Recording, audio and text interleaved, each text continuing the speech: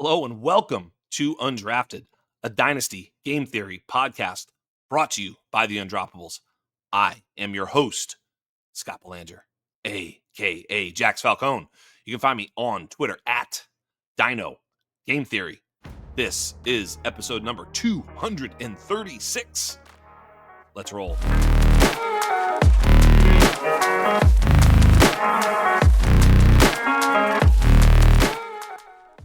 Playoff time, boys. Playoff time, boys. This is the best. I love this. This is one of my favorite times of the year for football and fantasy football. I mean, everything on the line. So many good matchups. Obviously my Pats play the Bills. So for real football, super fun.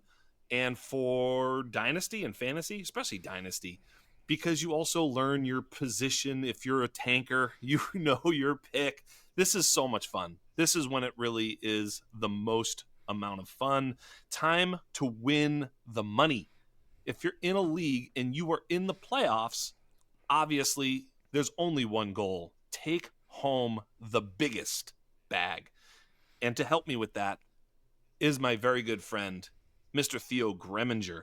Theo and I are in a few leagues together where one league where we're the 1 and 2 seed. We probably won't get into that because it's not that good entertainment, but we're going to talk about those types of situations. Theo Gremminger from Fantasy Points, the man, the hardest working man in fantasy. Theo Gremminger, welcome to the show. Yeah, stoked to be back. We were due for one. I think you'll be back on Dynasty Life soon. Really great getting it in this week. This is such an important week. I know last night I had a bunch of sweats. I had a A.J. Brown, Cameron Dicker team that just delivered for me in a major way. Huge swing with those two guys. And then a bunch of teams that got buys in Dynasty. And then I got a bunch of teams with their 3 seeds, which is really disappointing. Maybe a month ago, I thought all these teams could run pure, get a 1 or 2 seed. So now I'm playing this week instead of chilling this week. A lot of those are FFPC teams. So yeah, I'm stoked. This is like the best time of the year. It's almost going to be over in a very short while here. December the 28th, I think that's the last day of the year. So we're talking about it's coming right around the corner. So yeah, time to win some chips. I love your motivational talk. And this is why we play. And shout out to the real ones listening. Your show is different because you give out a bunch of rebuild strategy as well. But I'd say most of the people listening in this week are in the playoffs, ready to rock. And yeah, shout out to everybody who made it. Yeah, looking for an edge, oh my God. And I tell you, every year, this is when, if you don't have a trade deadline, sometimes you can get a little too cute, as I've done in the past. I traded for Joe Mixon and gave up some stuff last year, didn't win shit, and now I'm stuck with Joe Mixon and gave up whatever I gave up. So I think sometimes I am starting to learn that, variance is there. And even if you make the trade for the guy that you think has a good matchup this week and it doesn't always pan out. And so sometimes if you're overpaying for that, or even paying almost at all for that, you really got to be careful. You don't want to mortgage the future just for a 1% better chance of winning, if you know what I mean. If you can make a real move that really changes things, and I say and, not or, and helps you in the future, I think that's the way to go.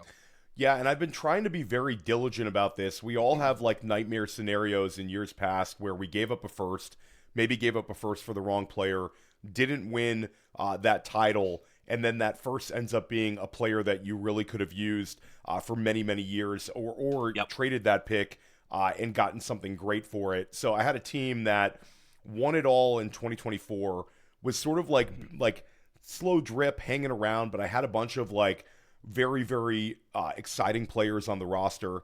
I had the huge Brock Bowers explosion week, and I said I'm back. My team's back. Devon Achane, Brock Bowers, Lamar Jackson's going to get his everything together. I'm going to make a push right now. There's one team that was sort of rebuilding, trying to send out some assets, ended up moving a 1 for Josh Jacobs, and then that team just fizzled out, 7 seed instead of the 6 seed. Everything fell apart, and I wish I could go back and sort of have a do-over. The team will still be pretty good next year, but not having that first. And the problem is, it's an FFPC team, so the way that the FFPC is going to decide who gets that first overall pick is this week teams 6, 5, 4, and 3 are all or excuse me, the from the bottom bracket, Yeah. the I guess that would be 7, 8, 9, and 10 are all competing with each other. Then two teams move on next week and compete with the bottom two teams for first place. And I play it straight because you have to. So that could end up being a Jeremiah Love for Josh Jacobs Yeah. straight up, and that would hurt me for the rest of time. Yeah, absolutely. Well, and I've been preaching this, stay patient with those types of trades because, the other thing too is I always say your first round, your 2026 first round pick can't tear his ACL. Yep. Josh Jacobs could have, and you spend that money, I'm talking about the pick as currency, you spend that money to buy that production. And there's no guarantee that production is going to actually come through, but it's no guarantee that it's actually going to even be there in the playoffs for you. And so that's why I would say, and make sure it's a good move for you going forward. Meaning, I mean, this one isn't that bad. Josh Jacobs will be a good player in 2026 and maybe beyond for sure. But you're right. It didn't feel good in hindsight. And we've made a lot of those. Now we're in the playoffs. For those who have no trade deadline in the playoffs, this is when you kind of have to look at some stuff. I mean, obviously there's injuries. If you were riding Daniel Jones or something, there's a lot of situations that could really be stinging you here. And we're going to look at a couple of those specifically. I know you've got a few. The one I kind of want to start with, by the way, I never thought in the Lord's year of 2025, I would be talking about the number one waiver wire pickup in Superflex leagues being Phillip. I refuse to call him Phil Rivers. Can you believe this shit? It's absolutely wild. My father is all excited about it. I get my dad texting me because, again, obviously he's an older guy and was a big Phillip Rivers fan in his time playing. And now Phillip Rivers, 44 years old, coming off the couch. Phillip Rivers is a grandfather, and he might be starting an NFL game. I mean, it's very, very cool. It's also incredibly frightening if you are an Indianapolis Colts fan. I had a podcast. I record this waiver wire podcast on Fantasy Football Daily with Joe Dolan and Tom Brawley every week over at Fantasy Points, and I asked each of them, does Indianapolis make the playoffs? It's a resounding no. This week it's also Seattle. That defense is an absolute mob. Getting to the quarterback, pick sixes, and then Rashid Shaheed, the threat, taking back punt returns. It's wild. So this is a really bad matchup. Everything's sort of falling apart for Indianapolis, but they're fighting. Yeah. They're fighting along. I mean, I think at least Phillip Rivers gives you a hope that you could run a semblance of a normal offense here. Correct. Right. Riley Leonard, I'm not so sure about that. I think Riley Leonard, you'd have to sort of dumb things down and maybe have it be like a Tim Tebow type offense where you're giving him a bunch of manufactured rush attempts just to sort of keep the chains moving. I don't see that with Phillip Rivers. I think Phillip Rivers is sort of a poor man's version of right now Kirk Cousins is, I think, a way to look at him. So again, it's bad news, man. It's really bad news. But it's very cool to talk about. Yeah, and I don't know if Phil or Philip. By the way, you could take Phillip Rivers' grandfather and you could make that a compound word or two words still true. If he's a grandfather, he is that. Yeah. He's also a grandfather. You know what I mean? So yeah, both things are true. Some people are still wondering what I meant by that, but that's all right. Dude was getting it in is what I'm trying to tell you guys. All right. He was getting it in. He's got a lot of kids. Did he ever have sex without impregnating someone? That's the thing I'm wondering. Phillip Rivers does not pull out. Doesn't. He never in his life. Never missed once. Okay. Back to the topic. I think that Phil Rivers is better for the weapons there. I think Riley Leonard would be better. I would rank him a little higher than I would Phil Rivers. Does that make any sense? No, I think you completely nailed it. I think that Riley Leonard wouldn't be the worst thing for fantasy because he could end up giving you 40 rushing yards, 35 rushing yards. Or more or something. Right. The one stat was Michael Pittman had a really nice connection when it came to Riley Leonard. I think it was a 32% target share with Riley Leonard in the game. So, we did have the tunnel vision. A lot of times you get the rookie quarterback come in and he just fixates on one target. Yeah. So like Michael Pittman managers, 32% target share. and no other Colt had more than 5 targets with Leonard. And it was 9 catches for 79 yards. But Pittman also had a Yeah, 28-yard touchdown that was called back to penalty. So, like, Pittman would have been the only one that maybe we'd say this is great. Rivers will hit the open man. I mean, I'd imagine. Again, we don't yeah. no idea. Like, has Phillip Rivers been working out? Is the guy on a Peloton? Like, what's he doing? I Like, mean, he's definitely working out, bro. he's He's definitely doing a a lot workout of guy. push-ups. Yeah, he's definitely a Yeah, workout guy. yeah, But the lifestyle of not playing football, it's different. It's very different. So like the muscle memory, all for that sort sure. of stuff. Hey, listen, we'll see. But I think it's a little bit of a lifeline for Tyler Warren managers. I think regardless of Leonard versus Rivers, I think Jonathan Taylor, it's a sheer volume bet where Taylor's going to get fed the football as much as humanly possible, especially with Indianapolis in sort of a must-win situation. So I think with Taylor, we have to downgrade him a little bit because of the entire offense. Maybe goes from being like the RB3 on the week, if it was a Daniel Jones in there, to somewhere in like the RB7, RB8 range. I think we don't need to Yeah. downgrade him much past that. He's still an Well, you're RB1. starting him. You're You have starting to. him. You know, you You have to. have to. You You have know, to. I've got a JT team. We're going to get to JT in a moment. You know, I want to get there. But I do want to ask, you know, well, we'll start with JT. How's that? We'll flip it Sure. around. There's some players now that I think if you're rolling with them, you're thinking to yourself, you know, I've got to start JT, but is he the best start? The schedule's not good for JT. The situation has now become also not good. Like you could say, oh, he's going to get a lot of carries. I mean, if you're in a point per carry league, maybe he survives all this, but you know, I don't foresee like them running amok. I mean, if you look at JT, I can pull it up, but a lot of his fantasy points this year have come in a few games. You know, he had like three touchdown games or something like that. So, you know, he has really scored big in some big moments, but he hasn't been all that consistent, you know, at the high level, I should say. And now it fixes to get worse. I have a couple of JT teams, and I'm wondering, especially because I'm thinking, are there any pivots, right? Like, you know, me and Wiz are in a league, and I'm making some trade offers for CMC. I'm making some trade off like JT for what? What can you do with JT? And I'm going to say this before you answer. There's situations in a league where if you're trying to trade for CMC, the CMC owner is kind of just like F you because we're playing each other this week, or whatever the case. Like there's going to be some stops where you're like, no, I'm not fucking doing this. So, but where are the opportunities if there are any?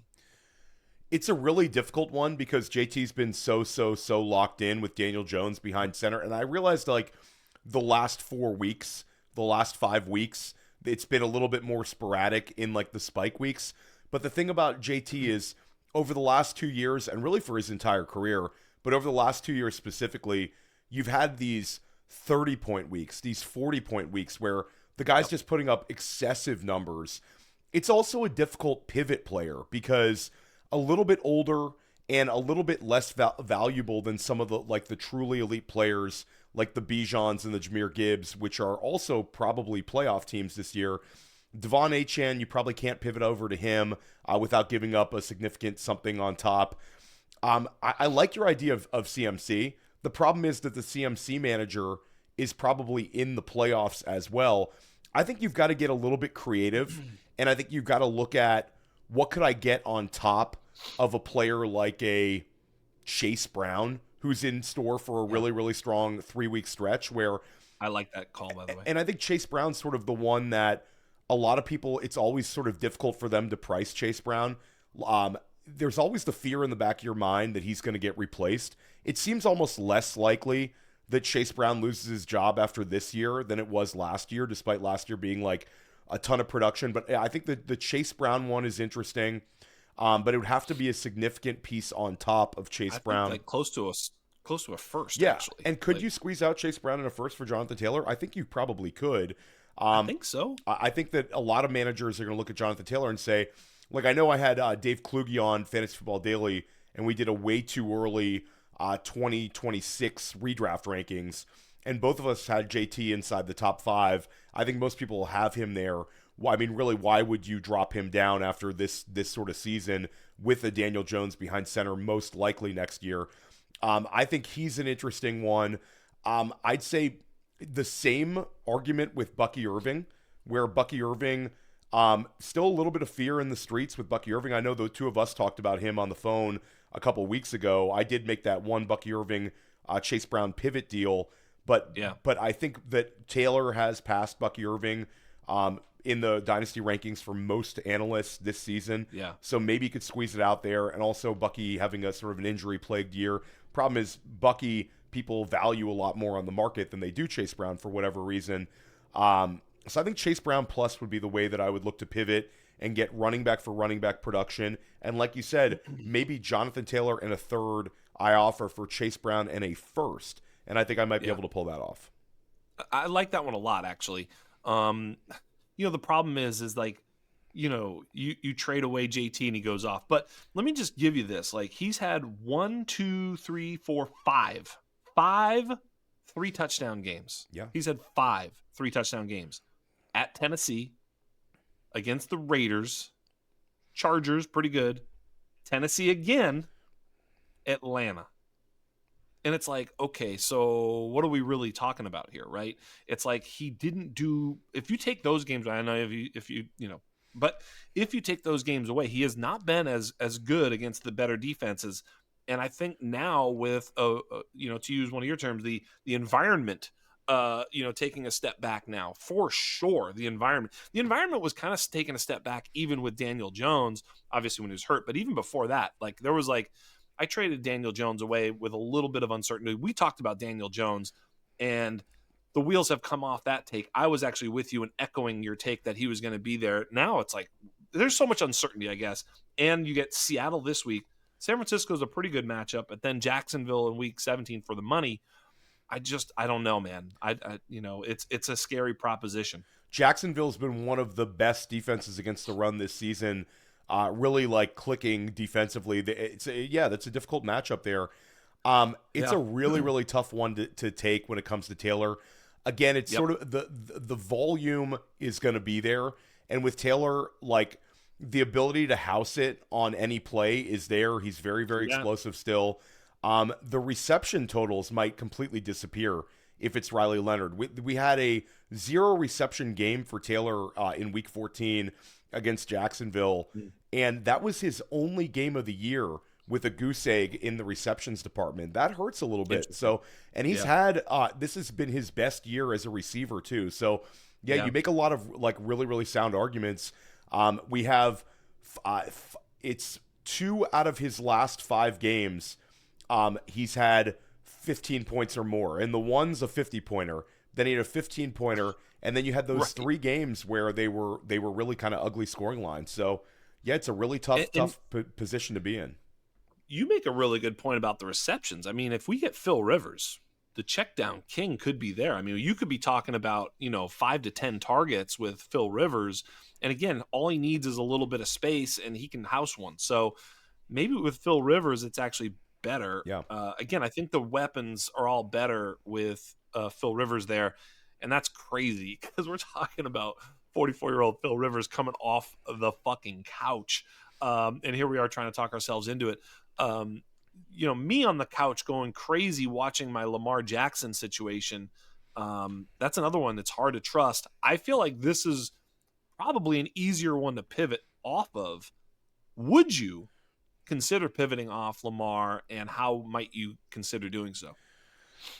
Yeah, it's really an interesting one. I had Rich Haribar on last week on Dynasty Life, and we talked about Lamar Jackson potentially not aging well as a dynasty asset, where if we lose a little bit as a runner, the guy's been top 2 in rushing yards per game every single season of his career, been just fantastic, electric, dynamic, and even in situations where things aren't working out well as a passer, you'd still have that crutch of him giving you performance with his legs.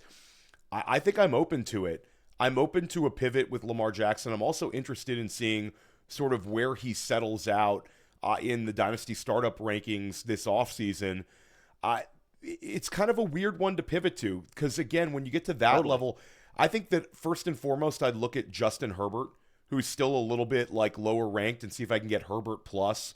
But I don't think Yeah. that the pivot's there for Drake May anymore. That was No. I mean, that's No. You have to gone. pay up. You have to pay up on top of Lamar Jackson for Drake May, and maybe that's not the worst decision where you go with having, this 6-year run of Lamar Jackson as your starting quarterback, and you pay up on top of Lamar Jackson, giving somebody another QB1 to get Drake May and get this 22-year-old that's going to give you a 6-year run, and then you just keep sort of pivoting up and paying up. That might not be the worst way to do it. The Lamar Jackson manager probably had opportunities to pivot to a injured Joe Burrow at times this year. That ship probably has sailed. But then you get down to the non-Jackson Dart quarterbacks that are a little bit younger. I'm not looking to pivot off of him to guys like that we still are not really sure they're going to be long-term Dynasty QB1 type assets. The Bo Nixes, the Caleb Williams, the guys that we're not that excited about right now. It becomes an interesting conversation. The other thing you could do potentially is, do you pivot to an older quarterback who's going to score a lot of points right now, and then you get your ROI with players and potentially draft picks on top? How much can I squeeze out of the Dak Prescott manager? There's the one on top of for Lamar. And I had a trade. I had a trade where I pivoted off of. I had a team that was sort of running in circles, and I pivoted off of a Jaden Daniels to pivot to this massive Dak, CeeDee Lamb. It was like a huge package of players for like Jaden Daniels, and then I think I had like 2 other younger players with Jaden Daniels, and now that team is a contender. So I think Dak, just the way that the Schottenheimer offense looks right now, Dak looks so locked in. We've got CeeDee Lamb lockdown contract, Jake Ferguson lockdown contract. We think George Pickens is probably going to get the franchise tag, or maybe Jerry Jones and him just shock us, and there's some huge contract. I don't see Pickens playing elsewhere next year. Just my vibes. Agree. And I think it would behoove George Pickens to sort of stick around, and keep enjoying it with a big fat check in the franchise where you're thriving with the quarterback you're thriving with. So, how much could I get on top of Dak Prescott for Lamar Jackson? I think an awful lot. I like that one a lot. I've been sending the Lamar for Jackson Dart in a first, and no one's bit.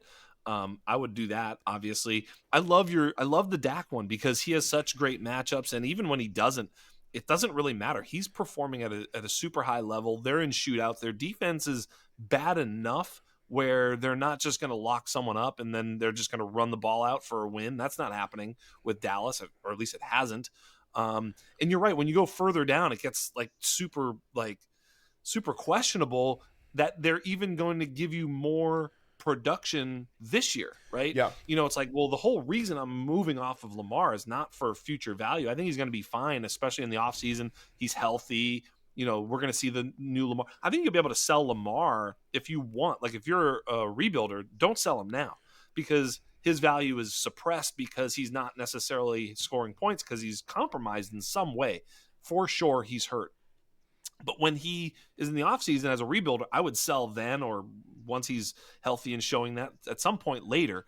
But as a competitive team, I'm looking at maybe pivot. I love the Dak Prescott one.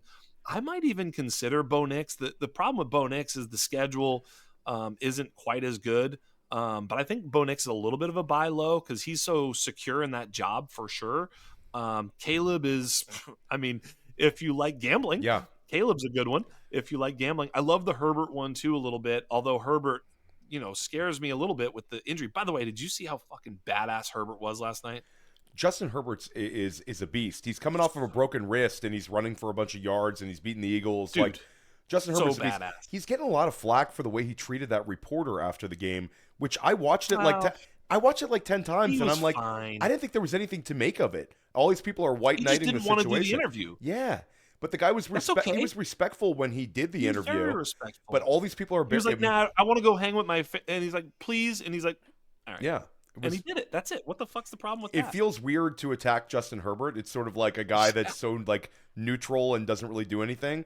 Right. But yeah, Justin Herbert is a beast for sure. Yes. Everything is sort of worked out with this Greg Roman fit. Now he's got Amari and Hampton back. So yeah, I think that Herbert, he was sort of a player that was sort of in almost a purgatory tier where you had him in the dynasty rankings, you had to rank him highly, but you'd always say, yeah, I like Justin Herbert a lot, but I don't know if he's ever got that, QB, the top 3 QB in his range of outcomes anymore. Like next year, we might go into the season and just love Justin Herbert and say this is a guy that we're drafting with a lot of confidence. It's year 3 for Harbaugh. We got Hampton, if they get McConkey. that offensive line, the offensive back. line's going to come back. My Yeah, I mean, God. there's going to be so much that we like, and Aronde Gadsden's going to have a season in his bag. McConkey's going to be entering year 3. Trey Harris. Trey, they've got so much talent around him.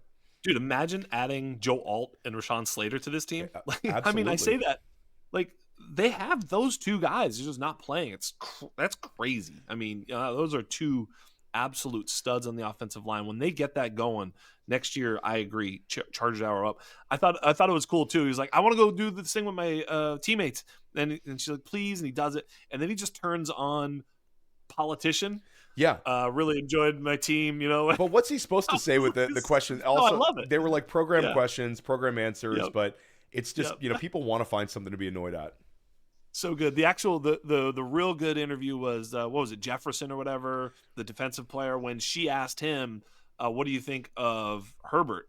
And that's when he was like, oh fucking dude, he couldn't even find the words. He was just like, that's the motherfucker over there. Like, and it's true. He's playing with a surgically repaired broken hand and not worried about putting himself at risk. I mean, I was so impressed. Both of his elbows, not that that's a big injury or whatever, both of his elbows were bleeding and like skins falling off. I mean, this guy's just battered and broken and just came through. I just thought it was really cool to watch him, and very, very inspiring performance for Herbert for sure.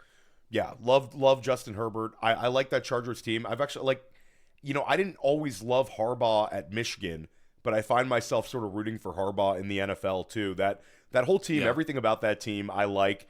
Love seeing Omari and Hampton back too. Yeah.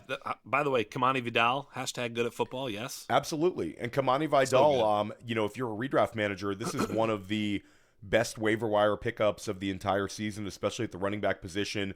Had 3 games with 100 rushing yards or more this year. Really, really quality stuff. And you have to think that Kamani Vidal was a player that was maybe reached for in Dynasty rookie drafts 2 seasons ago. But then they got the bailout this year. And you might have a further bailout because I think LA sort of goes with Kamani Vidal as the handcuff change of pace back next year. Why wouldn't you? You'd have Omari and Hampton year 2 backed up by Vidal, and the Najee Harris thing's just never going to work itself out. Correct. And I think they really look great as a two-headed monster. Yep. I mean, the thing with Vidal is like there was a number of runs. I watched that game very closely. It was a fun game to watch. And like especially in this game, he had the big 60-yard run, but the thing that I love about him is like there's some handoffs where he's up the middle where you don't even see him. You're like, and then he's like 5 yards down the field, like just in a pile, but you're like, well, 5 yards. Like he's very effective and efficient in between the tackles. And, I think when people see his body size, they think, no, this is a guy that's maybe just more of a, outside scat back type of, third down pass. That's not who he is. He's a very effective inside runner. And that's why they could depend on him in all game situations as a primary backup to Hampton, and why he was so effective in this game, because he can take down any down and distance situation and be in the game. It's just awesome. It was very, very cool to watch them both. And also, if you're a listener of this podcast and you've been listening for a long time, Kamani Vidal was involved in being, I think your best podcast title of all time was Kamani Vidal Ass Mass. That was the title. I think it was Thor. Yep. It was Thor Nystrom and you. Yep. And I remember, when we were both working at Player Profiler, or both on the Player Profiler podcast network, I sent you a message. I was like, damn, that title is just everything right there. So shout out to Kamani Vidal. That was, I think, my favorite title of all time for this podcast. Yeah, for sure. I mean, he does have the ass mass. Yeah. There's no doubt. So we're gonna hit some others. I want to hit a couple of very important potential pivots, and can we trust them, guys? I'm gonna do so right after this. Welcome back to the program, Theo Gremminger, the hardest working man in fantasy, helping me figure this stuff out, and really helping you guys figure this out. I have so many questions. We have so many things that we could talk about. I just can't get to it all, but let's try and hit a few. There's some more players that I'm a little bit nervous about. We already hit on Jonathan Taylor. We already hit on Lamar Jackson. What about Justin Jefferson? Justin Jefferson has been obviously very disappointing, but he's still fucking Justin Jefferson, if I may say so myself. What are your thoughts if you're holding Justin Jefferson on a contender right now? I mean, it's a tough one. It's a really, really tough one because, again, you'd be trading away Justin Jefferson. Also, a number of your pivots, your CeeDee Lamb pivot is concussed right now. So the chance you might not have CeeDee Lamb. Your Puka Nacua pivot, the ship is probably sailed on that one because the Puka Nacua manager is in a great shape to win their fantasy league. I think that pivot maybe was in there this past offseason, not there right now. Jamar Chase you'd be paying up for. And again, the Jamar Chase team is probably in good shape to win their fantasy championship. There's nothing to happen with Malik Neighbors because Malik Neighbors is injured. So now I'm down to the next tier of wide receivers. Amon-Ra St. Brown is a natural pivot to talk about because Amon-Ra's always sort of hung around Justin Jefferson in the fantasy scoring. If the Amon-Ra St. Brown manager is open to it, I think that's a pivot where it doesn't hurt you. And I think that there's a chance that you get better production over the next 3 weeks. Absolutely. And there's a chance that Amon-Ra St. Brown outscores him next year as well. When I go past Amon-Ra St. Brown, I get into the Rashee Rice, Nico Collins tier. Am I interested in doing that? And George Pickens. The George Pickens one's an interesting one. George Pickens plus, I think, is still out there for Jefferson. People are always, there's going to be a certain segment of George Pickens managers that are going to look at Justin Jefferson as he's so much more safe of an asset for me to handle than this mercurial player who could potentially be on a different team next year. I think that's a very, very interesting pivot. It sort of reminds me of the Drake London, George Pickens pivot that I think a number of us attempted when London got injured. I think that one could be there. Rashee Rice plus could be there. It's a tough one though, because again, you're Justin Jefferson. Rashee is a pretty interesting one to go after right now because he had such a disappointing game this past week. So maybe the Rashee manager is like, yeah, fuck it. You know what I mean? And seriously, it's at that point. You know, you want to. This is Dynasty Game Theory 101. Take advantage of the fuck it. We talk about this in poker. Like the worst reason to do anything in poker is the quote unquote fuck it. Right? That's the worst reason to do anything. Like probably in life too, quite frankly. Oh yeah. But when you can feel a manager's at that point, like he's just scuffling, he's like, you know what, fuck it, I'm going to trade this guy. Like you want to be the recipient of that trade. So the fuck it situation with Rashee Rice could be there. Yeah, I think that's an interesting one there because Rashee Rice I think could give you that elite production down the stretch, and then next year should also look very good for Rashee Rice. He's going to be drafted somewhere in the top 15 to 18 picks in redraft. Chance to be a first-round pick depending on what he does here down the stretch. I think that one's interesting. And then after that, it's sort of a more shallow market because the younger wide receivers like the Teteroa McMillans, Emeka Egbukas, in theory, there's a pivot to be had there. But with Egbuka, the production's been so poor recently, and I think Baker Mayfield's playing injured. He's been inaccurate. So yeah, I think it's a limited pool of players you pivot to. I think the other thing you could do is attempt to pivot off of Justin Jefferson into an elite running back tier. The idea being, I think it's always ingrained in a lot of dynasty managers' minds that the safety of having a wide receiver versus the fleeting nature and the closed window of even an elite running back prospect. But I could turn Justin Jefferson into some of these 20-point-per-game running backs with maybe a wide receiver utility on top. I think that sort of thing is there too. That's interesting. Yeah. So it's what about Justin Jefferson for CMC plus? That plus should be pretty substantial, at least another first, I would think. Could you actually turn Justin Jefferson into, CMC in a 27 first? I think so for sure. I think don't you? I think you absolutely could. I mean, And The problem is the CMC manager's likely, of course, in pole position and wouldn't do that. But I'm just thinking, it's possible, I suppose. yeah, I think that's there. There's a chance to it's a tier down type trade in theory. But you're Yeah. going to get this next 3 weeks where it could literally double up what Justin Jefferson's going to score. So I think that's an interesting one. Here's the one thing I will say, though. I've had some people hit me up on the DMs and ask if, about Justin Jefferson. And I look at the schedule: Dallas, Giants, Detroit. It is a perfect schedule. In some ways, it's kind of like the variance we're talking about. You do something a little short sighted, and you're like, why did I trade away Justin Jefferson? McCarthy looked better. The situation could be just plain better here in these next 3 games. And maybe you get a little bit of a good Justin Jefferson run out to the end of the season. Maybe it's better to just hold, not sell light, and hope and pray. For me with McCarthy, it's just agreed. He looked a lot better.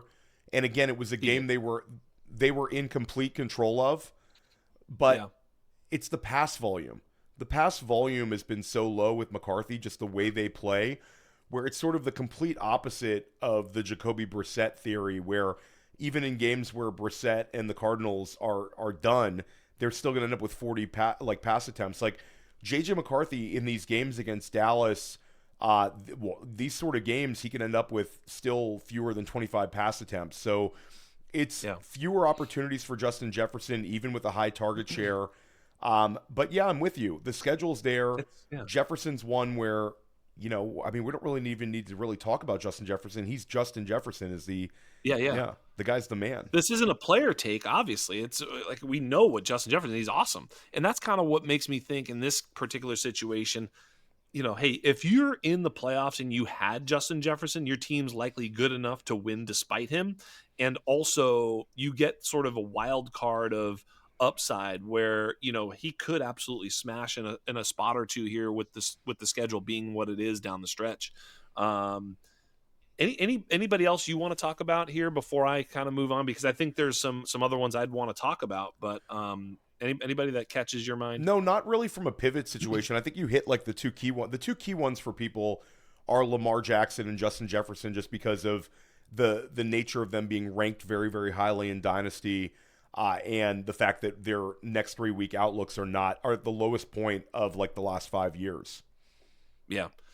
Another player that I think people can't really trust, and I'm wondering how many I have one competitive team with Ashton Genty on it.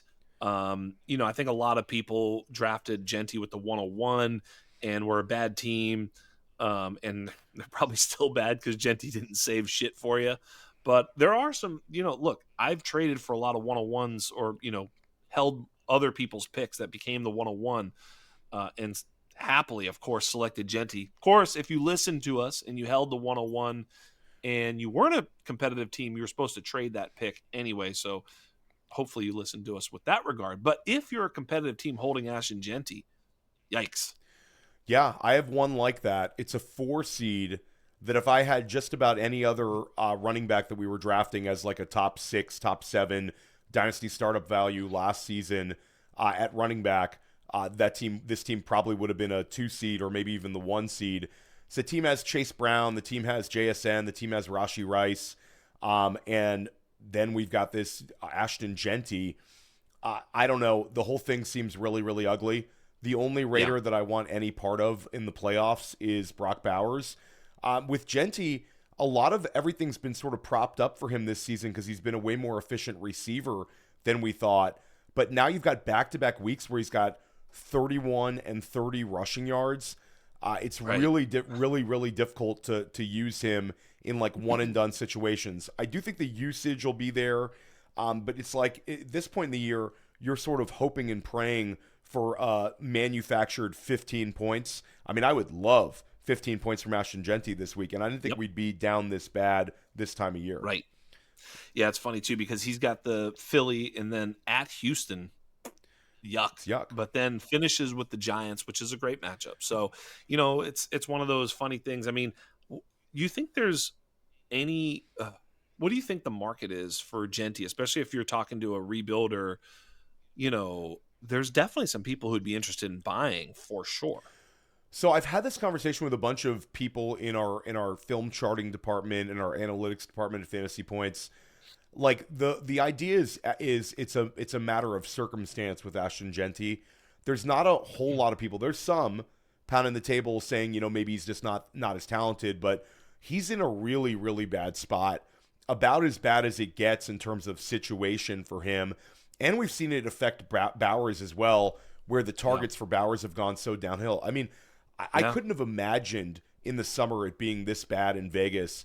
I do think that there is an opportunity with Genty that there's going to be some rebuilding managers that would love to pivot and get Genty. That was sort of one of the appeals of Ashton Genty this past offseason, is it's one of these names in Dynasty that's such a household name and such a player that's got just ingrained Dynasty value that he's like too big to fail. We said that, I think it was the two of us on a show, if Ashton, and I'll say this to you, if Ashton Genty would have gotten injured in the final preseason game, didn't play a down this year, his Dynasty value would probably be about the same as it is right now, and he still averaged like 14 points per game. So he's got that huge name brand value. You've also got the fact that every single person, including yourself, is saying that this is not the best running back class coming up for us in 2026. Right. So you've got that factored in as well. I think there's still a massive market for him, and I think that he'll still be drafted very highly in Dynasty startups, despite a bunch of these running backs like the Hamptons, the Hendersons, the Judkins, all sort of settling in as these low-end or mid-level RB1s. Genty's still going to be right there with them. I think Devon Achane sort of gained Dynasty value this year. Gibbs and Robinson sort of stayed the same. And then I think Jonathan Taylor gained some Dynasty value this year. So Genty slips a little bit. He won't be going off the board as the RB1 overall in any Dynasty startups like we saw this past summer. But he'll still be there in the, can we call him RB5 in Dynasty startups this year? Jeremiah Love might pass him right out the gate, though, without playing it down. You're right, especially depending upon where he lands. We do know that situation does dictate running back success, right? So, we'll have to see exactly where he lands. The other guy I had next to Genty in this conversation is sort of Breece Hall, because we just talked about pre-show. I don't think we mentioned any of it during the show, is the Jets situation with Tyrod going down, Justin Fields being, a healthy scratch. I mean, they said it was his knee. He's fine. He didn't dress for last game. Then, they bring in your boy to finish it off. And Brady Cook, is that his name? Whatever the case is here. Brady Cook. I mean, we're not looking forward to any Brady Cook in our life for the New York Jets weapons. I mean, as bad as Justin Fields is, we'd much rather see Justin Fields. And that's crazy, because I don't actually want to see Justin Fields for any of the weapons. Although for Breece Hall, a little bit, that sort of Alfred Morris corollary that Mr. Kelly coined so well in the past. It's true. Their running game is pretty devastating when it's, Fields and Breece Hall, but it's hard to trust Breece Hall coming down the stretch as well. Breece Hall's a funny one, though, because I don't know what sort of pivots would be there for you aside from just getting old at the running back position, which is, I think, fine, depending on your situation, because Breece Hall, it's going to be interesting to see what the market looks like. Is it going to be a Tony Pollard type situation where he signs with a team where you're like, this doesn't get me that excited? Or is it a chance that he's the running back next to Patrick Mahomes next year, or the running back next to Jaden Daniels next year? And I think those exist. But this could end up being a situation where a few teams are just very aggressive to go out and get Breece Hall early, and it might not be that cushy, wonderful landing spot that we've been hoping for forever with Breece Hall. We also have the targets have gone way downhill. The last 2 weeks, he's only had 3 targets. And ever since the bye week, he's had one game with 4 targets or more. We had that stretch early in the year where they were continually targeting him. I think he had back-to-back weeks with 6 targets early in the year. So it looked like the receiving was going to be there for Hall. They've moved off of targeting running backs entirely in New York. Isaiah Davis also been worked out. So it's a really, really bad situation. Breece Hall, we did have the Atlanta game where he was pretty solid. And then, of course, the Cincinnati game where he was spectacular back in week 8. But yeah, you can't trust him at all. You can't trust this Jets offense. I think you want to bench everyone on the Jets, and you sort of want to stream defenses against the Jets. That's sort of the way to pivot here. So I guess with Breece Hall, you'd be looking at a manager like I brought up my Josh Jacobs type situation earlier in the show where maybe I pushed the chips in a little too early. Could you get a Josh Jacobs off of me? It's going to take more than Breece Hall, I'll tell you that. Even with the age disparity, I think you could look at several of these sort of older running backs, or maybe running backs that are a little less pedigreed than Hall to try to pivot, but there's not a huge market here. I'll say the names that are interesting are the running backs that nobody wanted last offseason. Can I get Travis Etienne? Can I go get Travis Etienne using a Breece Hall? How much is that going to cost me? Travis Etienne's pretty locked in, though. The Etienne manager is probably set for the playoffs, but just from a sheer dynasty value perspective, does that at least start up the conversation? Hey, my guy's going to be a free agent, etc. Etienne will be a free agent as well. It's just this sort of light at the end of the tunnel mentality that a lot of dynasty managers have for Breece Hall, for better or for worse. But yeah, this is a bad situation. Well, it's because he's awesome, right? When you see him play, you're like, oh my God. Yeah. Like that dude's fucking sick. But it's still awesome. Awesome still doesn't pay the bills unless the situation is at least it's, if the situation was rational and it was Tanner Angstrand saying, you know what, we're terrible, but let's get Breece Hall 7 targets every week. Then maybe we could deal with it. They don't even target him. It's bizarre. Yeah, and we did talk about in the offseason how Justin Fields, despite the rushing, normally the rushing quarterbacks don't target the running backs, but the rushing quarterback in Justin Fields does dump off. He had one of the highest dump off rates in the NFL the years before, and had it again this year. He was targeting Breece Hall at a very high rate early in the season. So if we can get Justin Fields announced as the starter, I think we're okay. Again, we get Breece Hall gets Jacksonville in week 15, bad, and New England in week 17, awful. They've been really good against the rush, so you really do need targets in order to get there for Breece Hall in the playoffs. So he's kind of, again, when we talk about pivots at the running back position, it gets super scary. I agree. The quarterback one is maybe something there, but it's super hard to pivot.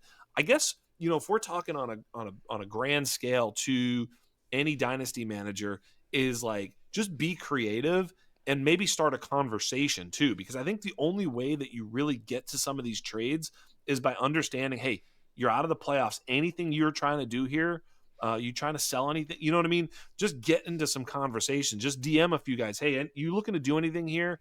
And maybe just having the conversation. All of a sudden, it's like, if you just say, yeah, I mean, I'd make Breece Hall available, or I'd make Lamar Jackson available, or I'd make Ashton Genty available. Maybe they go, hey, wait a minute, I could do this, that, or the other. Maybe they just throw something at you for such a player. So I think you've got to be a little bit creative, because they're not obvious moves at this point. You would agree there? 100%. I think sending out feelers to all of the teams that didn't make the playoffs, if you're a playoff team, that's sort of, and a lot of times you'll see these teams that maybe just missed out, they'll be the teams that are the most active this time of week. Yes. But then you've also got managers that are never the ones to make the first contact. You know this. Yep. There's guys in each and every league where they're never going to be the active one, but they will reply to trade offers. I think you sort of hit them up, maybe send them a message, looking at their roster, what players could help me, what players can provide me like 3-week utility, and then what players can provide me 3-week utility that are not going to turn to 0 at the end of the season. Yep. I think those are the players you want to sort of target at this time of year. Is one of those players Javonte Williams? I think so. I think Javonte Williams has earned himself a starting running back position next year, or at the very least, he's leading a committee next year. We're hoping that this ends up being Javonte back with the Dallas Cowboys, though. Of course. Right. And that's going to be interesting because they paid nothing for him this year. Does he accept sort of a hometown discount, quote unquote? I mean, you can't get in the heads of these players. Does Dallas come up with a sort of a competitive enough offer? Maybe it's a little bit longer term. Maybe there's a bigger signing bonus. Maybe they get creative with it to ensure that he's in the backfield for cheap. It's hard to stay cheap every year with Dallas at the running back spot, where But Yeah. Javonte, there's going to be a market for him. There's going to be a significant market for him because he's young and he looks like he's displaying a little bit of the explosiveness that we didn't see in 2024, 2023. Very effective as a receiver. Checks off a lot of boxes here. A lot of the teams that we mentioned, like Kansas City Chiefs, Washington Commanders. Like, Yeah. there's a million teams we can come up with where. How about Minnesota Vikings with Aaron Jones getting Yes. older, Jordan Mason not being there, and Not the also guy, like right. what do we need around JJ McCarthy? JJ McCarthy had elite running back play next to him at Michigan. He was able to sort of survive and thrive in that environment. Let's get Javonte Williams, and then let's maybe draft somebody on day 2 as well, and let's have that be like have really good running back play. I think that sort of like situation is going to be there for Javonte Williams. You can come up with maybe 10 teams where you can picture them considering signing Javonte Williams. Also, you get into the Javonte Williams, like when these players were very high draft picks, like Javonte, there's going to be teams where, hey, we liked him coming out of North Carolina. We were worried this past offseason, but hey, he looks explosive again. We'd love to bring him in for a 2-year contract. That sort of situation might be there this year too. So, yeah, Javonte is an interesting player to trade for. I think the Dynasty marketplace still doesn't know what to do with him. I think some Dynasty managers have been flying a little too close to the sun on what they expect to get for Javonte Williams. And I think it's created this environment where I haven't seen a whole lot of Javonte trades. I know there's a lot of managers who put him out there on the trade marketplace, Javonte Williams available, but then you send him an offer and they want like way too much. So I think it's Yeah. worth kicking the tires on with Javonte just to see if he's available. But I don't think it precludes you from being a contending team picking him up. I think you can be somewhere like even a 6 seed where maybe I'm going to crap out of the playoffs. If I get Javonte Williams, it gives me a better chance to win, but it doesn't mess me up next year. That's a perfect name. Right. Yeah. One last one, and then we'll move on to a different sort of topic. But Mark Andrews, Mark Andrews has been bad, really. I mean, I looked, he has one game over 50 yards receiving all year. Like, he's been bad. And the thing that, we talked about it on the Underground, and I was like, well, the Lamar situation, I think actually impacts the Andrews situation, meaning Lamar as a rusher, and Trav was like, no way, what the fuck does that have to do with it? I just think that when Lamar's converting, when he's able to run away and convert, you get a new set of downs. They're scoring more. They're in the red zone more. They put more pressure on linebackers too when Lamar is, this sort of, joystick video game creature that can just take off at any point. That puts immense pressure on linebackers. They would do the RPO thing a lot, not seeing that very much. Not much ball in the belly of Derrick Henry pulling out and then throwing, not a lot of play action stuff like that. You're just not seeing the same type of offense in Baltimore, and I don't think it's helping Mark Andrews at all. Yet, he just signed a big contract, and he's got one of the best tight end schedules down the stretch, does Mark Andrews. Plays Cincinnati this week. Cincinnati's been the worst. We just had Andrew Cooper on the show last week, and he told us how terrible Cincinnati has been versus the tight end. I want to start Mark Andrews. I'm terrified to do so. What are your thoughts with my Mark Andrews shares that are sinking as we speak? Isaiah Likely. This is Isaiah Likely I week. know. It's going to be Isaiah Likely week. And Isaiah Likely, the whole Mark Andrews getting this contract thing is about as tilting as it gets for Isaiah Likely managers, where Yes, the entire narrative for trading for Isaiah Likely for 2 years has been you get this contingent upside without Mark Andrews, and then people like myself were saying Mark Andrews is going to get traded at the deadline, and we're going to clear a path for Isaiah Likely to be a top 5 tight end rest of the season. And then there was all those rumors that Baltimore was going to give Likely this huge contract right after Jake Ferguson signed with Dallas. We were supposed to have the same contract for Isaiah Likely and lock him down in Baltimore. And now that whole ship has sailed. So you have Mark Andrews, who has at times looked like complete dog shit. And he was the scapegoat last year. I mean, for good reason, for why the Baltimore season ended against the Bills. So like Mark Andrews has done a complete 180. It screams nostalgia on this sort of signing, where I know Baltimore sees him. We're coming off the injury. Maybe he's regaining that athleticism and all that sort of stuff. But it seems like a big contract to give a player that has played their best NFL football. So I don't know. The whole situation sort of makes me sick. Yeah. I'm on Isaiah Likely this week. I agree with Coop. Coop's very, very sharp when it comes to tight end analysis. But I think this is by far the worst team I've ever seen against opposing tight ends. You look at some of the tight end numbers. I mean, you have the massive Pat Freiermuth game. You have the massive Mason Taylor game. You have this past week, it was Dawson Knox putting up like a tight end 3 performance, and every other tight end scored a touchdown for Buffalo. Like, Cincinnati does not defend the tight end position. And you know who they play in Week 17, right? Week 17 is Trey McBride and the Arizona Cardinals. If you have Trey McBride and you're in any sort of a tight end premium situation, you get to Week 17, you won your league. If you've got to get there, single elimination fantasy playoffs, there's all that variance. We talk about variance. Obviously, there's injuries. But if you can get to Week 17 with Trey McBride in a tight end premium format, he might have 40 points against the Cincinnati Bengals. If you're a strong contender, maybe a week 15 bye team, and you have Brock Bowers, you trading Brock Bowers for Trey McBride straight up? Yes, 1,000,000%. I'm getting the tight end 2 for the tight end 1, and the tight end 2 is going to put up 1,000,000 points. Yes, give me that. Give me that. Goodbye. I love you, Brock Bowers, but I like money a lot too. Trey McBride's going to go absolutely nuts against this defense. There you go. I love that one. That one makes me excited. One last one is, the Eagles have a great schedule down the stretch. They need to win to stay in. They just lost to the Chargers. The Cowboys are breathing down their necks now. I had tweeted, that if the Chargers lose to the Eagles, they would only be one game ahead of the Chiefs should the Chiefs beat them next week. Well, now they're 3 games up and totally changes everything. But what it does do is it puts the Eagles v Cowboys situation at least a little bit back into focus, although you would think the Eagles will take care of business. They've got a great schedule. Jalen Hurts just put up one of the worst performances ever for fantasy, as he had 2 turnovers on 1 play, which is very hard to do. Did not score a touchdown, didn't throw a touchdown, didn't do shit. Had like 5 turnovers, absolutely ugly. I had a Hurts AJ Brown stack that kind of needed to win to get in. It backed into the playoffs.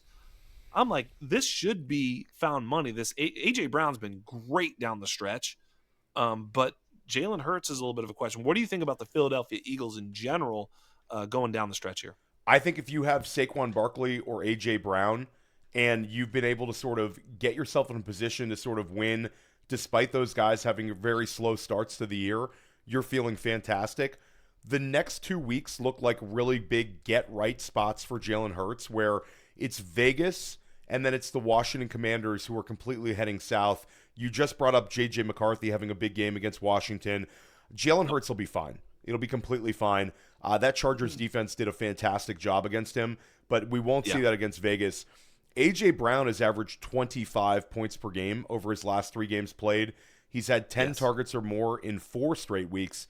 A.J. Brown and Saquon Barkley are just completely locked in for the next few weeks. And then we got that Week 17 game where it's the Buffalo Bills. And we just saw a shootout with Joe Burrow and Josh Allen. Could we get a potential holiday weekend, Christmas weekend? I think the game on Christmas? I'm not sure. It might be on that Sunday. But Philadelphia-Buffalo Week 17 was a game that we were circling in like best ball drafting this summer as a game that could pop off. Just the sheer magnitude of it and the fact that Philly's really going to need a win in that one. I think Jalen Hurts will be fine. But it's A.J. Brown's the interesting one, sort of left for dead by a lot of dynasty managers this season. A.J. Brown looks completely locked in. He complained and they listened, and now he's producing in a major way. And Barkley looked just fantastic last night. And again, the schedule is setting up. Buffalo has been so bad against opposing running backs, allowing all these rushing yards. I talked to Mike Shope about this. Big shout out to Mike Shope. Just a really, really sharp guy when it comes to fantasy, but he's works as like the in sports radio in the Buffalo area on WGR, Yeah. and he's talked about how they sort of became this run funnel defense, and it's just sort of like spun out of control where that's sort of what they are. They allow these teams to run for all these yards because they kept using like dime packages at like a much higher rate to try to like build this defense that could end up beating Patrick Mahomes in the playoffs. And now it's Right. sort of carried into the regular season. So Saquon might go nuts against Buffalo. Yeah. I'm stoked for having Eagles, man. Yeah, exactly. I mean, Saquon's definitely a potential league winner, as you would think they're going to score at will against Vegas, Washington, and run against Buffalo. And you're right, that could end up being a shootout both ways too, right? That could be a James Cook, Saquon Barkley rushathon Yeah. in Week 17 for sure. Yeah, what an awesome, and both teams likely to need that game. You know, for something. I hope that the Buffalo Bills do not need it for the division, as we can lock up the division if we beat Buffalo this week. You aware of this? That if we beat Buffalo, Oh yeah, we get the New division? England's in great shape. You got and you also you have the race to the finish line with the Denver Broncos for home field Yes. advantage in the AFC. So that's a huge one for New England. Yep. And I think there'll still be a lot of people saying not picking the Patriots to make the Super Bowl, but if they get home field advantage and they're playing in Gillette, a lot of things can happen. Yeah.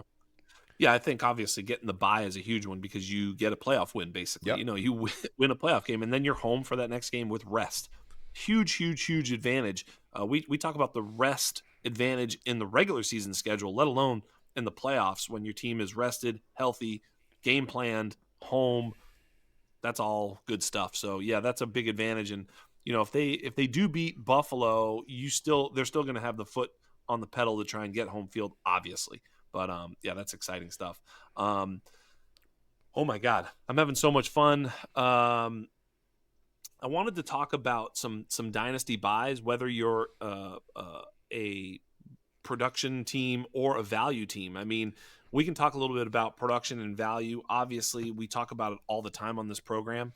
You know, I tend to think, okay, so if you're a rebuilding team or a team that just missed the playoffs, the only thing that you care about, the next moment you care about is September of 2026 is the next moment you're going to be playing a game. So the only game you're playing now, right this second, till then, is the value game. That's all you're trying to do is to continuously, because there's no more production. You're not putting anybody into a lineup for a long period of time. And so when I think about the value game, I think there's a lot of different ways to look at it.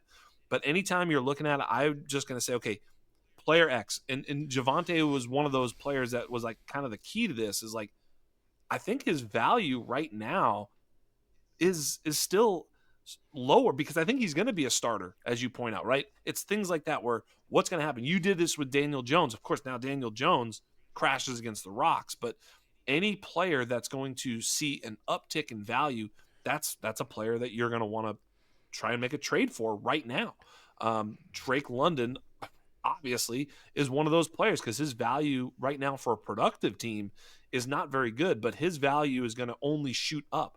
So Drake London, if I'm a team with some productive pieces, I'm going after a player like Drake London aggressively. Marvin Harrison Jr. aggressively, because they're not helping a team that's in the playoffs right now.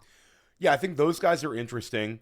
I think that another cheaper player to get that I think will have a lot of long-term value as an NFL talent, Jordan Addison, where you talked about Justin Jefferson. Justin Jefferson, obviously, he costs you a ton. But Jordan Addison, there's a lot of fear there, but he's still exceedingly young. We've seen him play very, very well. I like trying to trade for all the injured guys, especially if somebody has gotten into the playoffs holding on to like a Cam Scattaboo, holding on to some of these injured players where, hey, I don't know how my season's going to go. I'm not going to sell Neighbors. I'm not going to sell Scattaboo. But, hey, now I have a chance to win some money. Come and make me an offer. That I'm interested in. I think in tight end premium formats, the picking up Sam Laporta makes some sense because he's just such a locked-in asset. Tucker Kraft, sort of the same argument. I would argue that the craft marketplace might be still a little bit high because this year I worked agree. well. Laporta, it's never been lower because you have Jamison Williams come on the last couple weeks, Amon Ra, and the fact that Laporta is injured now. So I think Laporta is interesting. But the Scadaboo one is very, very interesting. He was at the Knicks game, sitting courtside the other day. Like Scadaboo's there. Scadaboo is New York royalty at this point, Yes. and we like the fact that New York's going to be a popular team to sort of break out next year. We saw it this year Yes. with New England, sort of what they were able to do in scoring. And I'm not saying that New York's going to go and win a million games next year. I think they'll win some games, but I think they'll be a 500 team. 500 or better team, I think, is Yeah. very much in the wheelhouse. But we've been able to see such improvement on teams with new and smart coaches. We see Ben Johnson in Chicago; they're a top 8 scoring offense. Dallas is a top of the line scoring offense. We saw Indianapolis sort of with the quarterback play changed.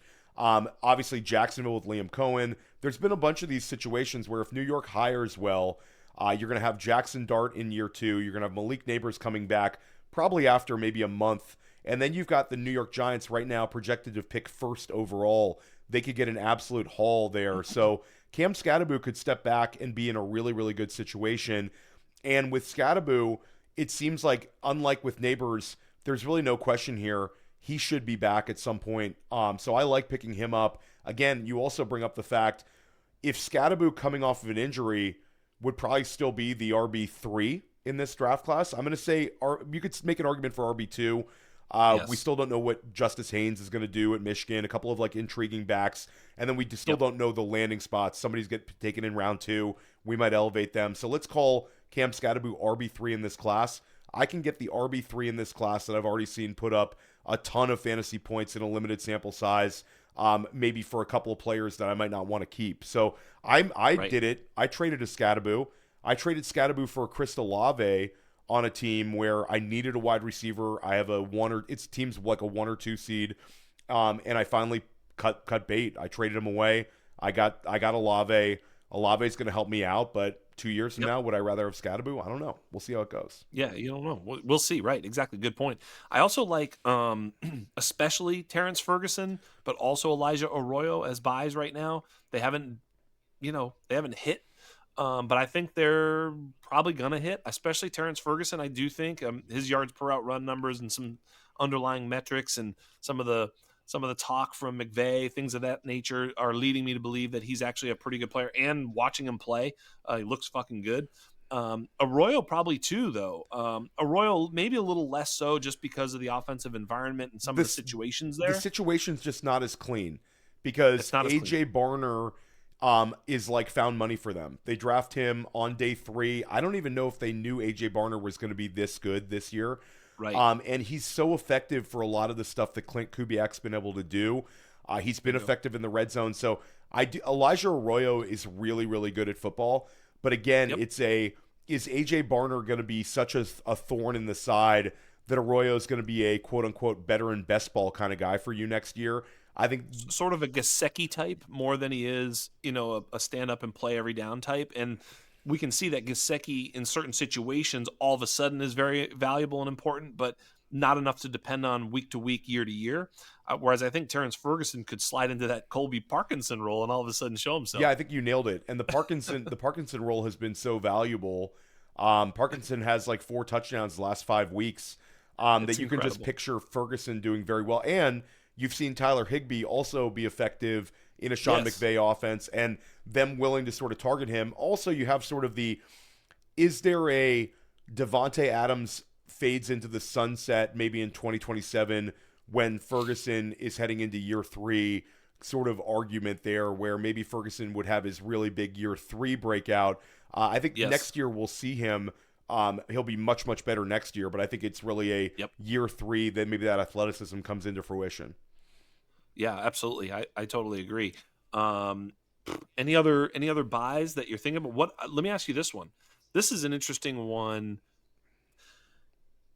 We probably should have already done it, but would you even be considering buying Shedeur Sanders right now? That one's Do you think there's interesting. enough? For me, it's like, and I had a couple people that were annoyed that I didn't talk about them in my takeaways. I do a takeaways on every single Monday on Fantasy Football Daily, and they're like, you should have talked more about Shadur Sanders, Tyler Shuck. Well, here's your chance. Yeah, so Shadur Sanders, first of all, how the hell could they have gone with Dylan Gabriel over Shadur Sanders after we see that? I mean, give Incredible. me a break there. It's actually insane to me. Kevin Stefanski, is this maybe he doesn't like Shadur Sanders, and this was just a situation where Shadur Sanders gets in sort of despite the coach not liking him.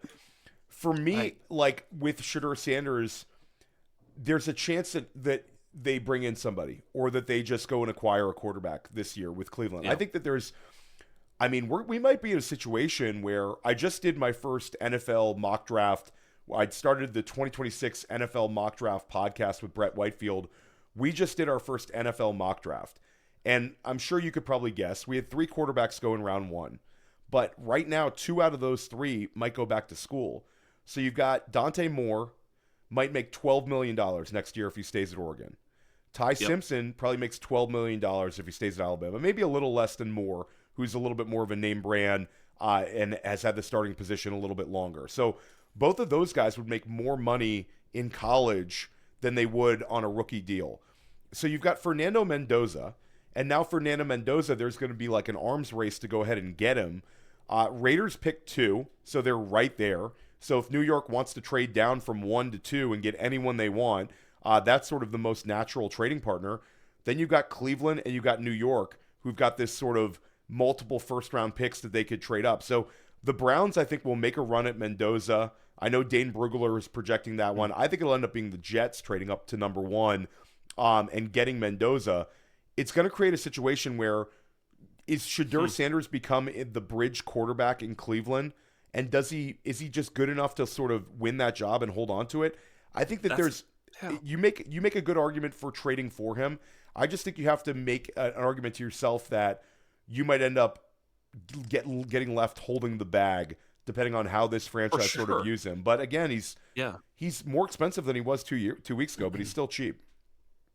It's like if I'm Darnold, Stafford, those types of guys, like, if I'm still a ways away from competing and I can sell the Daniel Jones owner a Stafford share and get, there's just I wonder, I don't want to pay a first round pick, obviously, for Shadur Sanders. I just don't want to pay that. So I'm not, there may be just a little bit too much steam is I guess what I'm getting at. You should have been doing this already, I suppose, is kind of the idea. I do think that Shadur is probably real, though. Are there any other quarterbacks that we should be maybe looking at? I mean, is it Penix buy time? Is it Brissett buy time? Like you had mentioned pre-show that you think Brissett might actually have a shot at playing quarterback for the Arizona Cardinals and starting in 2026. I think that the vibes are going to be good for Jacoby Brissett inside the organization. It comes down to the fact that do they think they can win with him next year? And I think that the market is just going to be so boxed out. Kyler Murray is going to end up getting traded to somebody. You have to think that Mac Jones is on a lot of teams' radar screens, but does San Francisco pull the trigger? I think that there's a certain part of the organization in San Francisco where they're not just going to let Mac Jones go unless it's like a high second round type pick. So Mac Jones would be there. Daniel Jones looked like he was going to be an Indianapolis Colt, but now you bring up the fact that maybe they're a little bit more open-minded this offseason. It's just a situation where Arizona might not get the quarterback they want in the NFL draft. Again, both those guys might go back to school. And Jacoby Brissett as a bridge quarterback that has really good vibes. And if you look at it, they put a ton of money into Trey McBride, and Trey McBride has completely thrived with Jacoby Brissett in the lineup. Then you look at Marvin Harrison Jr. Harrison Jr. actually had some big performances with Brissett, and then you look at what he's been able to do for Michael Wilson. I think there's a chance that Jacoby Brissett survives this thing and is sort of an out-of-nowhere bridge quarterback next year, and then Arizona sort of figures things out down the line. So I think Brissett, a lot of people are looking at him as maybe, hey, I'm going to buy this guy for 3 weeks. You might end up buying him for 20 weeks because he might end up being the starter next year. Yeah. Yeah, no doubt. And it's like I did we're going to be doing the state of the quarterback show on the Underground at some point, and I was starting to like look at it because there's a lot of Steelers, Falcons, Jets, Raiders, Saints, and then now Cardinals and Colts. There's about there's 5 to 10. I suppose you could talk Browns, Vikings. Like Shador and JJ McCarthy don't have those jobs on lock. There's 5 to 10 spots that are open, that are at least a conversation, if not open, for a quarterback going forward. And then you start to, like you pointed out, the Mac Jones. Mac Jones could be one of those types of players that just finds himself in a starting role next year. I want to look at some of the players that I can buy right now that are like invisible to the world. Does Jameis get a seat? It's like, I mean, he deserves one, obviously. I mean, if you're one of these teams, like, what are you doing? Like, what are you doing? Just give it to Jameis. Like, the Raiders would have been way better off this year to have had Jameis for nothing.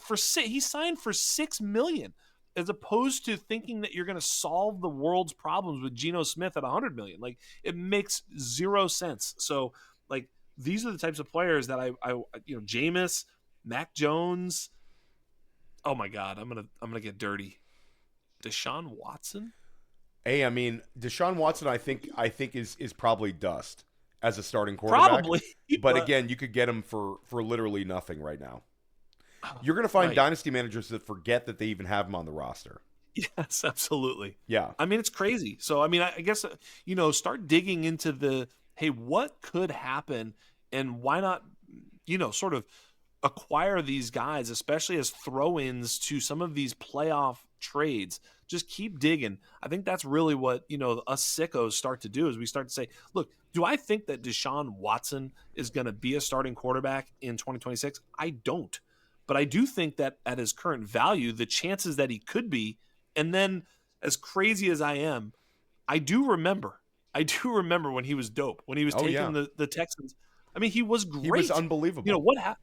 It's crazy. That's a nutso change that happened with him. Like, it's actually inexplicable, because how do you explain it? I think the simple thing for Deshaun Watson is the off the field stuff and like all the media attention completely broke him. Fucked him.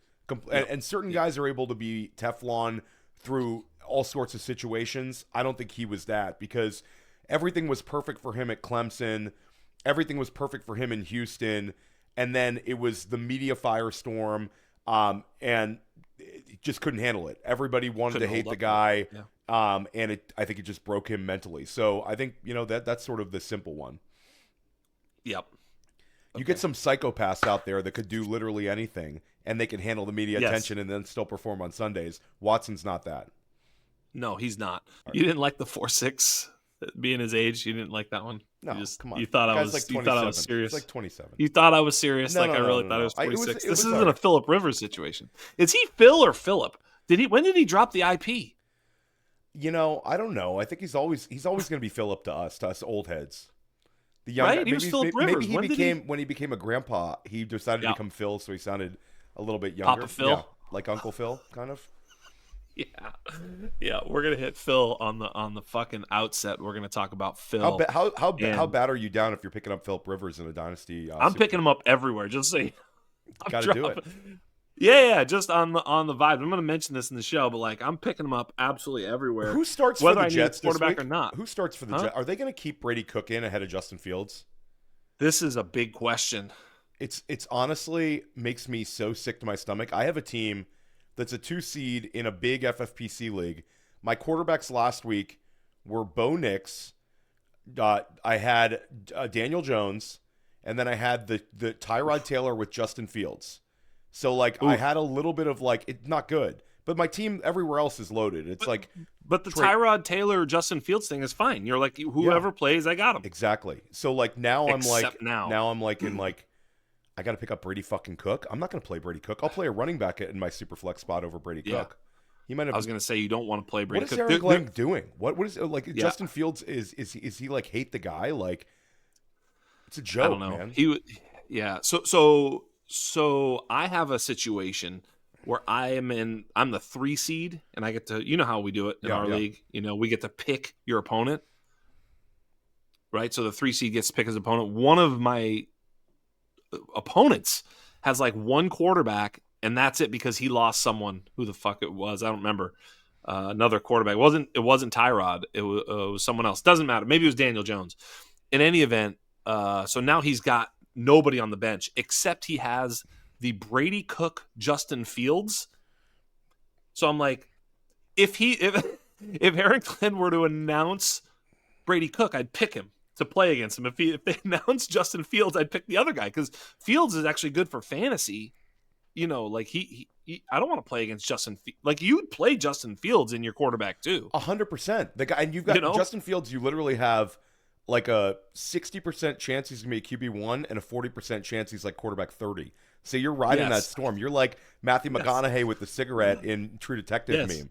But you have a chance with Justin Fields. Brady Cook will be somewhere between QB 23 and QB 32 on the week. He should be ranked QB 32. I'll take the corpse of Phillip Rivers over him all day long. Riley Leonard clears him by a million miles. Brady Cook, absolutely. And Brady Cook was the play. Like whenever you talk to whoever your go-to Brett Whitefield film guy, like talking about Luther Burden, anyone who wanted to be like a Luther Burden apologist on the regression in the overall statistics between 2023 and 2024, the number one thing to say was Brady Cook. Brady Cook was such a shithead that that was the reason they had to do all the manufactured touches for Burden, and now he's starting for the fucking Jets over Justin Fields. Yeah.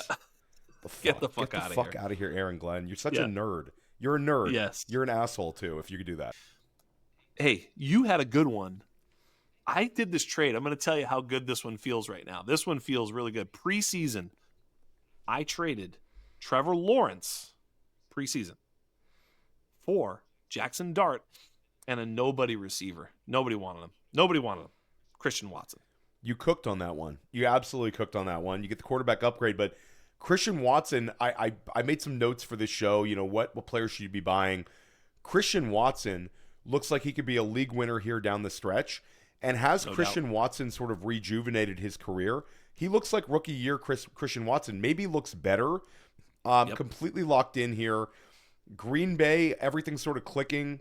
Jordan Love has 7 touchdown passes the last 2 weeks. And Christian Watson just looks like this destroyer of worlds again, where he can just sort of put your team on his back with like one single play. Scoring touchdowns at an absurd rate. And the Dynasty marketplace doesn't know how to value him. When he first came back, I had some manager trying to trade me him for a second, and I turned it down. And I wish I could go back and do it. I think that trade's going to look kind of laughable by the end of the season. I really think this is a situation where he's a young enough veteran, and with Christian Watson it's all about health. If he would have just stayed healthy, there's somewhere in the multiverse, there's a bunch of kids walking around with Christian Watson jerseys because he's just that dude.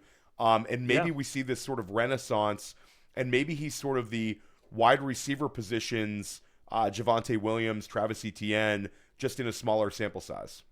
Yeah, no, I love it. I love the take because I was like, I've got a couple of Christian Watson shares now with that one and a couple others, and one of them, it was like we thought we had wide receiver problems. We lost Travis Hunter. We were basically starting Cooper Kupp. Now we've got Christian Watson in the starting lineup of this playoff team that unfortunately probably won't win because it has JT and Jahmyr Gibbs and Justin Jefferson. It's a real bad team, so we'll probably. You got Jahmyr Gibbs. You got a little room Jahmyr for Gibbs, error. baby. Let's go. Yeah, 50 pointers. We've got win. something. You can win. We've got some. The other one I think that is the question, and we'll end on this one, is the Michael Wilson question. I am prepared to look at Michael Wilson from a multitude of angles. Obviously, the one that's the most fun is the fact that he's basically Calvin Johnson whenever Marvin Harrison Jr. is hurt. That's what he is. He's just Calvin Johnson. That's all you got. But there is a flip side to that coin, the Travis Fulgham story. I don't think he's Travis Fulgham, but I'm just saying there's 2 ways to look at this Michael Wilson situation. What are your thoughts? What do you think his value is? What are you seeing here? Well, I'm going to take a glass half full argument for him because targets are earned in the NFL. Yes, sir. And there's only 2 players in the entire NFL with 3 games of 15 targets or more this year, and that's Michael Wilson and Jamar Chase. There's only 2 other players that have 2 games of this, Puka Nacua and Drake London. That's really, really elite company when we're talking about Michael Wilson. Then we look at Michael Wilson, the player. Like, Brett Whitefield loved him as a prospect. Matt Kelly loved him as a prospect. I remember Matt Kelly's and Cody Carpentier at Player Profiler. They were both huge Michael Wilson guys. Matt Waldman loved him as a prospect. And we're not talking about somebody that people are falling in love with, like some 6th rounder. The Travis Fulgham argument sort of goes out the window. Michael Wilson was not an elite college producer because he played at Stanford, but he was a Senior Bowl participant who was drafted in the 3rd round of the NFL draft. So if I just tell you that there's a player with day 2 draft capital breaking out in year 3 that was a 3rd round pick and was a Senior Bowl participant, there's some pedigree there. Wilson also had plenty. I know because I write the waiver wire column. I did it Player Profiler, and I do it Fantasy Points. Michael Wilson, we had to write about last year. So Michael Wilson's been a guy that sort of always had these like creep up moments where he's at 80 yards or so. So I look at this as a year 3 breakout candidate, more so than a guy that's just happens to be threading the needle in a perfect situation. Is the situation ideal? Yes. But I think when you look at Michael Wilson, his fantasy trajectory over the next few years is strong, and nobody knows how to price him. If you're a Michael Wilson manager, you're taking a 2nd round pick for him all day long, and a 2nd round pick might give you your fantasy championship. If Harrison Jr. stays out, you're getting 20 points per game in the fantasy playoffs, and I'm getting it with a year 3 player. I'm willing to take my chances that he's able to continue being productive in future seasons. Are we seeing the peak usage? Yes, but that doesn't mean that he's not going to be a starting wide receiver for many years to come. I'll give you the feather in the cap to the pro Michael Wilson side too. Whatever problems we sort of attributed to Marvin Harrison Jr. because of Kyler Murray, you could also attribute those types of problems to Michael Wilson, who's an outside player who Kyler Murray was not a good match for, being able to throw those 50-50 balls. Now we're seeing Jacoby Brissett, no problem getting those balls towards Michael Wilson, and Michael Wilson coming up with them, making big play after big play. The catch rate's great. It's not like, we're seeing, well, it's just a voluminous, because there's nobody else and he's not really playing well on the targets. He's doing a great job with the targets he's getting. So I think there's something there. I said the Travis Fulgham thing, and I'll shout out Akash. There was someone who would ask the question, hey, what is, have we seen a Michael Wilson doppelganger in the past? And is there someone that we can look back and say, I've seen this story before? And he mentioned Brashard Perryman, which is a scary one because that didn't turn out so well. And I thought, well, that's kind of a good one, but I'm not so sure. I think more of Michael Wilson than I did of Brashard Perryman.